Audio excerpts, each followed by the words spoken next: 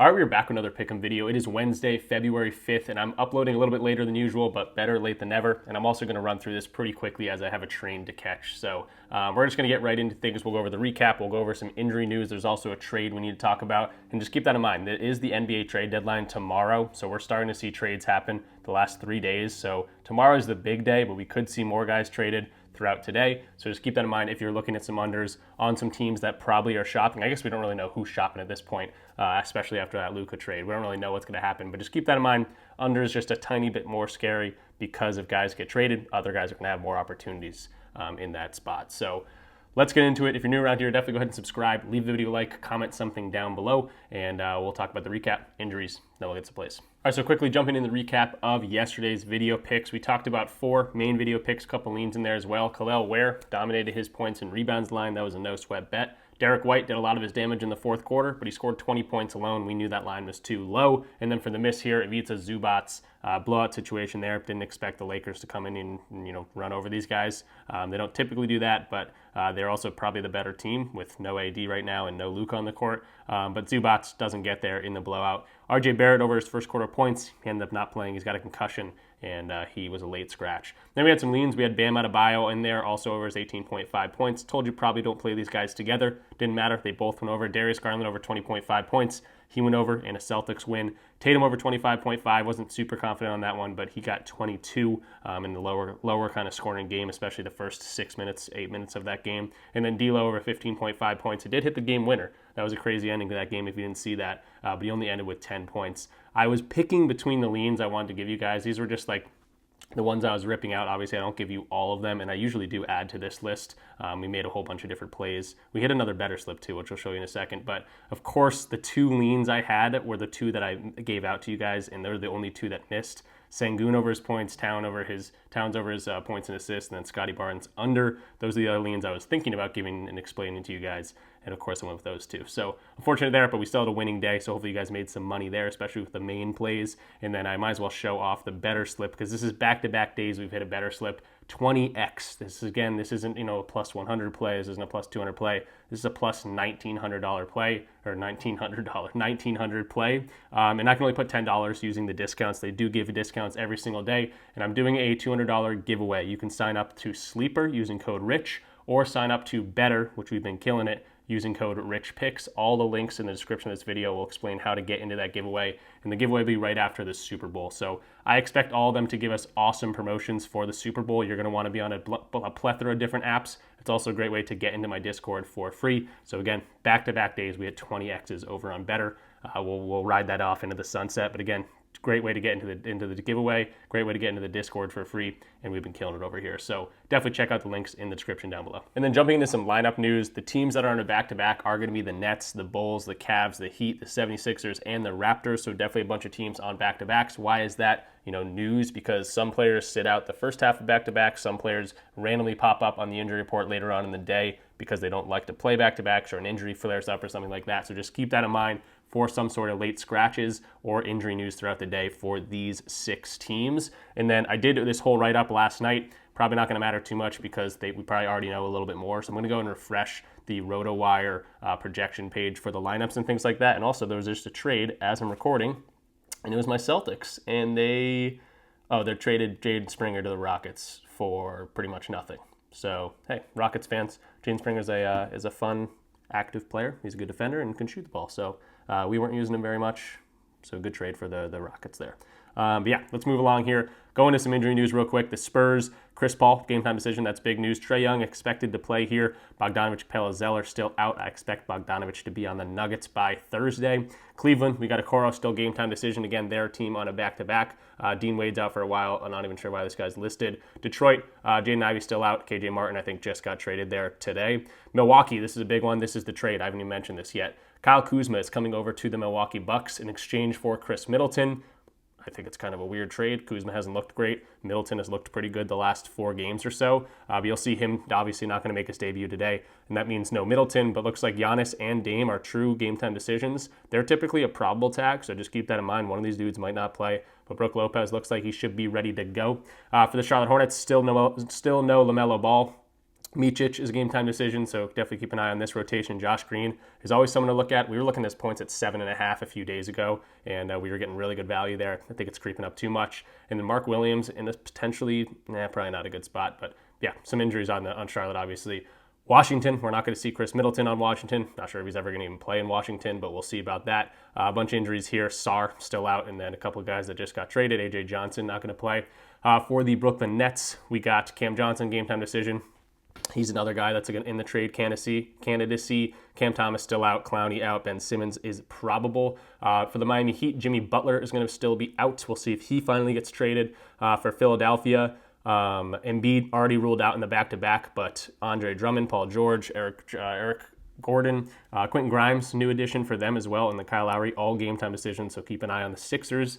For Memphis, looks like a bunch of new additions to the game-time decisions. All these guys are usually out, but Smart, Vince Williams, Brandon Clark, all game-time decisions today, so they could be coming back soon. And then Desmond Bane is obviously the big name that's out there. For Toronto, Jakob Poeltl, another guy in the trade market, is a game-time decision, so we'll see about him. RJ Barrett working that concussion is going to also be a game-time decision there. For the Chicago Bulls, no Zach LaVine on this team, just always got to remember that. But no Kevin Huerter, no Trey Jones, no Zach Collins. Those are the new additions in that trade. They're not going to be playing just yet. Lonzo Ball probable will come off the bench. Minnesota, Dante DiVincenzo, Julius Randle still out for this team. For the Pelicans, still no Ingram or Herb Jones, but Daniel Tice getting a game-time decision tag. For the Denver Nuggets, Aaron Gordon going to be a game-time decision. Still no Westbrook or no Peyton Watson. For the Golden State Warriors, Andrew Wiggins, Draymond Green are going to be the probable tags. No Kuminga. Moses Moody is going to be a game-time decision. For the Utah Jazz, Lauri Markkanen, game-time decision, so keep that in mind. Obviously, big name there. Another team that's very much going to be probably trading players, so just keep that in mind for some unders if you're looking at this team. For Phoenix, Kevin Durant, another guy weirdly in the trade rumors here, going to be doubtful. I think he missed last game as well, but this is a tough matchup for guys like Booker, Beal, just anyone in that torture chamber. Then for the OKC Thunder, Cason Wallace still out, AJ Mitchell still out, Chet Holmgren still out, and then J-Dub is going to be a game-time decision, so we'll see if he does play. For Orlando, Jalen Suggs, doubtful. And then for the Kings, Zach LaVine probably going to make his debut, so we'll see the reunion of Zach LaVine and DeMar DeRozan. So bunch of games, bunch of injury news, obviously. Keep this updated throughout the day. You want to know who's playing these games if you're betting on them. And again, trade deadline adds a whole nother factor to this. All right, so moving into some plays here, but first of all, you're going to see me using a tool throughout this video. It's called Props Madness, and it's freaking awesome. In the link in the description down below, you can check it out. Using my link and my code RICH, you're going to get a free week trial, and you're going to get 25% off your first month or your first year. So if you really love this tool, might as well get that whole year. If you want to just test the waters here and get a month, you can get 25% off using my code RICH. So definitely check out the link in the description down below. And our first play here is going to be Cade Cunningham, and I'm taking the under 9.5 assists. Now, a couple books have this at 10.5. We're getting great value on an under, I think, here at 9.5.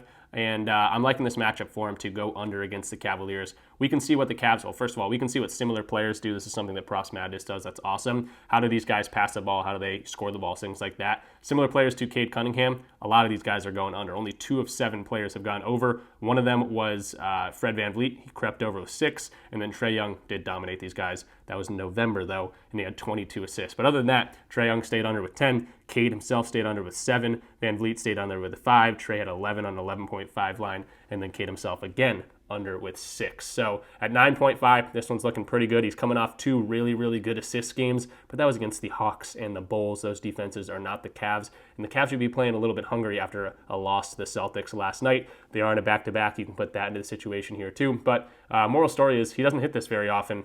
Under 50% anyway. And again, inflated line, I think, because of these 2 monster assist games, but this is a totally different defense. We just saw the head-to-head. Only 6 and 7 assists in the 2 matchups so far this year. One of these was January 27th, about a week or 2 ago. So that's a good data point to have. And again, you can see all this red without Jaden Ivey in the lineup. The hit rate's still around 40%, so even a little bit less. Doesn't have, a good ball handler and a good shooter, good cutter to pass to in Jaden Ivey. So yeah, I'm liking this under. Obviously, he has all the tools to go over. We're going to look a little bit deeper into this one because, the defense that is here, we can go in and filter throughout this defense. So first thing I want to show off is the points in the paint allowed. No, I don't. I want to do pick and roll ball handler. If they're going to be defending Cade well, which they do pretty well, they are ranked 7th in this regard. So I want to go to teams that are 2nd ranked to, let's say, 12th ranked, give it like a 10 range. And he's he's over in 3 of 12 games. I'm running through this. This is one take. Over in 3 of 12 games, under in a whole bunch of these games, including the Cavs games, and obviously one outlier game against the Miami Heat. But other than that, pick and roll ball handling defense, this is a tough one going up against, and his assists come down a little bit on this. I don't mind his scoring potential in this one. I just don't think he's going to be able to get the assists. I could go more into these filters. Opponents' points in the paint ranked. Again, they are ranked 10th here, so just bringing this down to bottom half of the league or so. This also goes down to 38% hit rate. I messed around with all these, pretty much every filter I put in here against this Cavs defense. The under's looking better and better. So 9.5 on pretty good value because I think it is slightly favored on the over right now when I'm looking at it. So yeah, pretty good value on the under here for 9.5. Cade Cunningham assists. Moving along to the next play here, it's going to be Onyeka Okongwu going up against the San Antonio Spurs, who allow the 26th most, or rank 26th in terms of restricted area defense. That's where he gets 72% of his shots, so I'm liking to see that. And then pretty much any way he scores the ball, the San Antonio Spurs are weak, which is weird because they have Wembanyama down there, but pick and roll big man, put back 29th and 24th ranked. That's where Onyeka is going to do a lot of his damage. Now, I do like his rebounding potential in this one as well, and I do like his assist potential because he's just getting a ton of minutes. No Clint Capella in this one as well, so he's going to get as much run as he can handle, barring any foul trouble or anything like that. He's projected for 28 minutes, so I'm going to bump this up to 24, let's say, or 25 minutes. We can see the hit rate already starting to go up here, but then we got to realize this is a great matchup for him. Some of these Rockets, Cavs, Minnesota Timberwolves, those aren't great matchups for him. This one is on paper. So pick and roll big man, restricted area. I just want to look at the restricted area, keep it simple here. And you can see that they are ranked 26th, like I mentioned.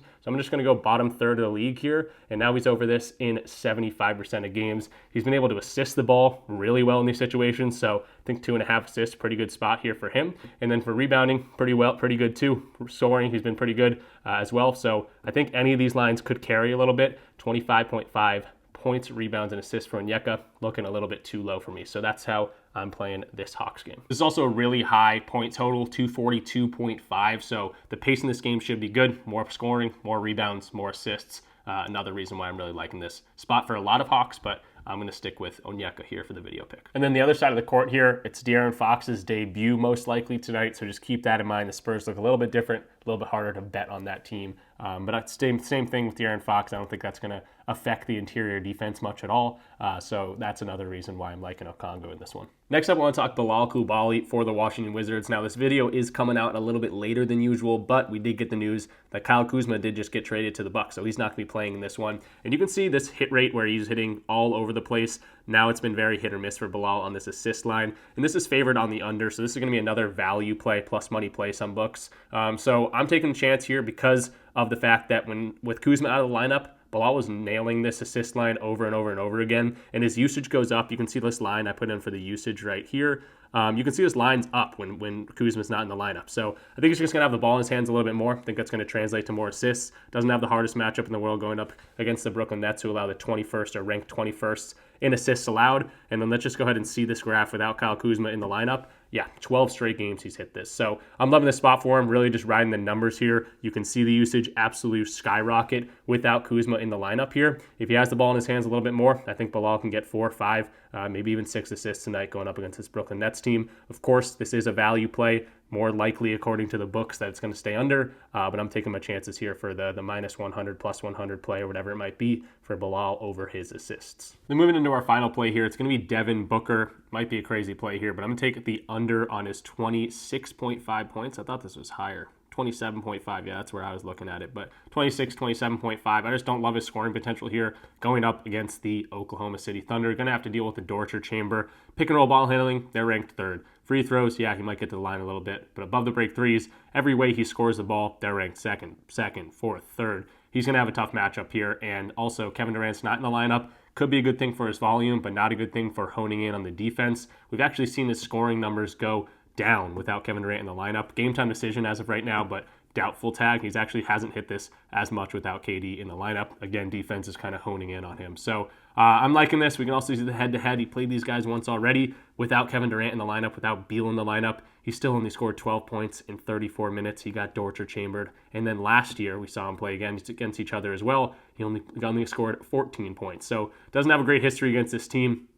Even without KD in the lineup, I think he's going to be the focal point of that defense. But at the same time, he's been absolutely lighting it up lately, so he could go off at any moment. If he's hitting his shots, hitting tough shots, that might be the way this goes over. But I am liking this potential. I did see this 27.5. I'll probably put that in as the official play at under 27.5.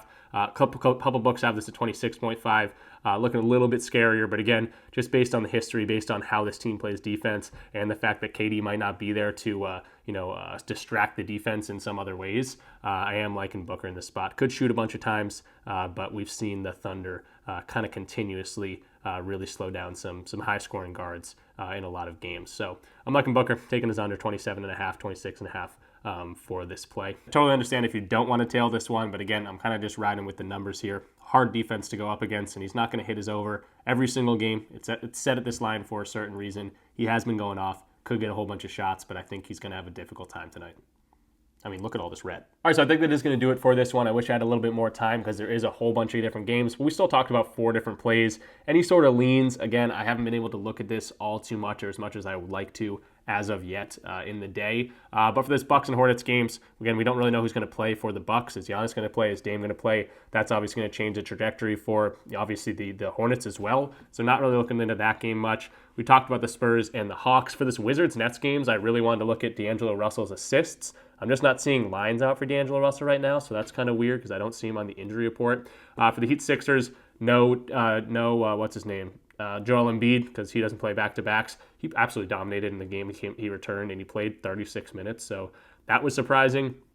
But looking at guys like Tyler Hero, if this wants to load, he's got a pretty good spot. A lot of similar players to him have gone over his lines if you want to look at him. He's also been assisting the ball extremely well if you want to be looking at something like that. But again, haven't really looked too much into that. And then Kel'el Ware really came back to the show. Another team that's really weak interiorly, especially without Joel Embiid. This could be another good look. And then the same breath here, you could look at Bam, just because, again, weak interior defense here. Pick and roll, big man defense. That's where he's going to score the ball. And he's been scoring pretty well, but they are on a back-to-back. I wouldn't want to see him lose minutes. He's been okay in back-to-backs. Both these teams are actually on back-to-backs. The last guy I'll mention here, just again, because I don't have a ton of time and I'm really just breezing through here. Anthony Edwards is a guy I want to look at. I don't think they're on a back-to-back. If we can look back at my cheat sheet here, back-to-backs. No, they're not on a back-to-back, which I do like to see. And the fact that, no Dante DiVincenzo, no Julius Randle now for an extended time, he's got a pretty good matchup here above the break threes, interiorly, pick-and-roll ball handling. This could be a game that he could go absolutely nuclear.